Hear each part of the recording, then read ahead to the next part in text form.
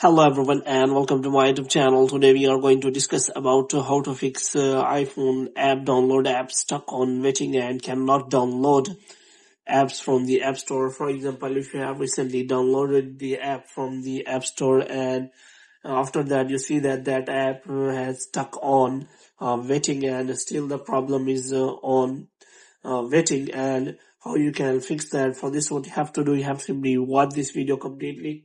So without wasting any time, let's start the video. So first of all, what you have to do, you have to simply make sure that you are connected to a proper Wi-Fi or internet connection. And after that, what you have to do next is you have to simply go to settings, and here what you have to do, you have to simply go to general, and after that you have to scroll it down until you find the option of transfer or reset iPhone.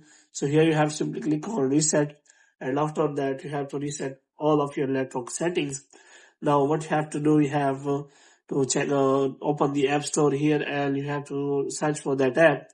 And after searching for that app, and you have to make sure that whether it is showing the download option on App Store or not. If it is showing any kind of option on App Store, then you have to simply click on that and you have to again download it.